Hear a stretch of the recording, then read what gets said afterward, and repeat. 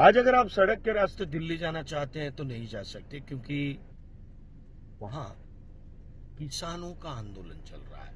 तथाकथित किसानों का आंदोलन चल रहा है। लेकिन आश्चर्य की बात यह है कि दो राज्यों को छोड़कर भारत में कहीं भी किसानों का आंदोलन नहीं दिख रहा है। इसलिए कृपा करके यह भ्रम न फैलाएं कि यह आंदोलन पूरे देश में चल रहा है।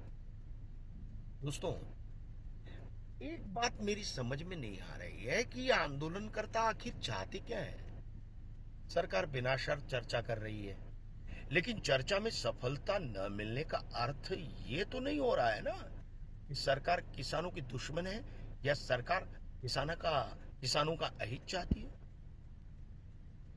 मुझे यह समझ में नहीं आ रहा है कि जेनेटिकली मॉडिफाइड अनाज की डिमांड इसमें क्यों जोड़ी गई।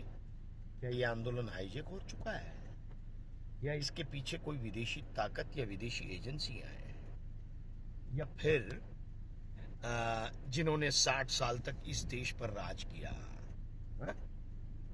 और बाकी सारी पार्टियों को जोड़कर सब लोग अपनी अपनी राजनीतिक महत्वाकांक्षा की पूर्ति के लिए अपनी अपनी राजनीतिक रोटियां सेक रहे हैं। कहीं यह आंदोलन बिचौलियों के हित साधने के लिए तो नहीं है, क्योंकि हमें यह समझना होगा कि 86% किसान भाइयों के पास छोटी छोटी जमीन है। उनके पास न मार्केट थी, न ही कोई टेक्नोलॉजी का एक्सेस था, न कोई बड़ा इंफ्रास्ट्रक्चर।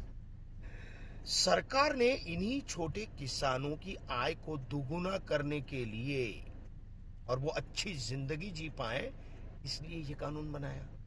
कोई भी सरकार संसद में झूठ नहीं बोल सकती, और सरकार ने ये स्पष्ट रूप से संसद में कहा है कि एमएसपी को रद्द नहीं किया जाएगा और न ही सरकारी मंडियों को समाप्त किया जाएगा।